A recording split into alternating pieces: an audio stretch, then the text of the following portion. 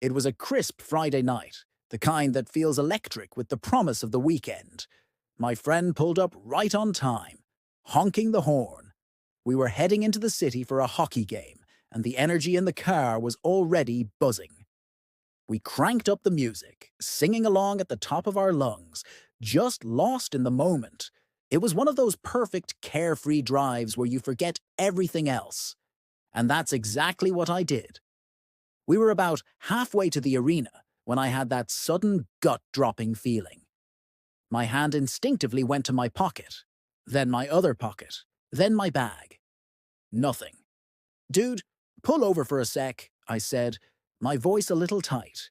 I frantically searched the seats, checked under the floor mats, and dug through my bag again. My phone was gone. Just gone. I tried to retrace my steps in my head. I remembered having it right before I left the house, scrolling through social media while waiting for my ride. I must have set it down somewhere. My friend tried to calm me down. "Hey, it's probably just on your nightstand or something. Don't sweat it. We'll be late for the game." He was right, but a knot of anxiety had already formed in my stomach. Still, I didn't want to ruin our night, so I tried to push it to the back of my mind. We got to the arena, found our seats, and the game started. The crowd was roaring. The action on the ice was intense, but I couldn't focus. My mind kept drifting back to my phone. What if I dropped it outside? What if it fell out of my pocket in the driveway? The worry was just eating away at me. I couldn't stand it anymore. During the second period, I turned to my friend. "I'm sorry, man. I've got to try calling it. Can I borrow your phone?" He handed it over without a second thought. I rushed out of the seating area and found a relatively quiet corner near the bathrooms. My heart was pounding as I dialed my own number. I just needed to hear it ring, to know it was safe inside my house.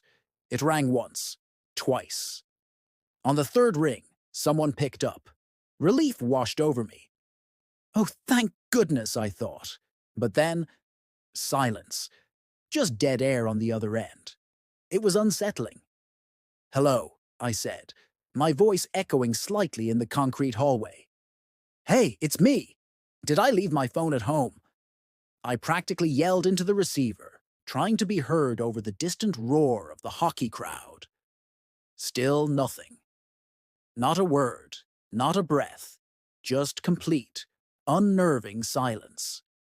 I waited another few seconds, my frustration growing. My little brother. It had to be him. He loves pulling these kinds of pranks, thinking he's hilarious. Annoyed, but also relieved that someone was home, I just hung up. "Little punk," I muttered to myself, shaking my head as I walked back to my seat. I figured I'd deal with him when I got home. The rest of the game went by in a blur. My team won, which was great, but all I could think about was getting home and finding my phone. We drove back, the music a little quieter this time. When I finally walked through my front door, the house was dark and silent. A little weird, but it was late. I flicked on the lights. "I'm home!" I called out, expecting my brother to pop out from behind a corner. No one answered. I walked through the empty living room and into the kitchen. That's when I noticed the landline phone on the wall. On a whim, I picked it up and called my mom's cell. She answered right away. "Hey, honey, how was the game?" she asked cheerfully. "It was good," I replied. "Where are you guys? I thought you were home." There was a slight pause on her end. "Oh no, we decided to go out for a late dinner after all. Your brother wanted that new pizza place. We're at a little concert in the park now. We left right after you did." My blood ran cold. "Wait," I said, my voice barely a whisper. "You took my brother with you?" "Of course," she said. "He's right here. We should be home in about half an hour. Is everything okay?" I mumbled something about being fine and hung up the phone, my hand trembling. I stood frozen in the kitchen, the silence of the house suddenly feeling heavy and suffocating. My parents' words echoed in my mind. They left right after I did. My brother was with them.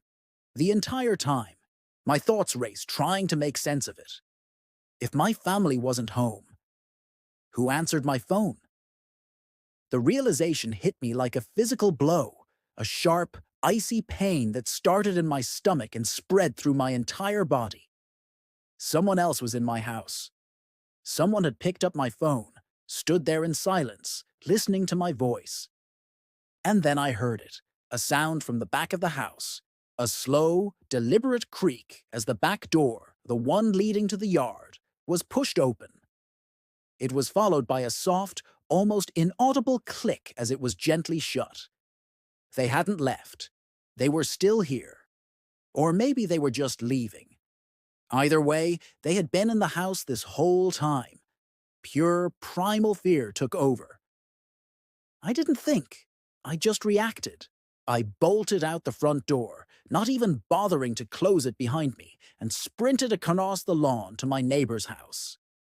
I hammered on their door until they opened it, my chest heaving, barely able to get the words out to call the police. The police arrived within minutes. They cleared the house, room by room. They found the back door was, indeed, unlocked.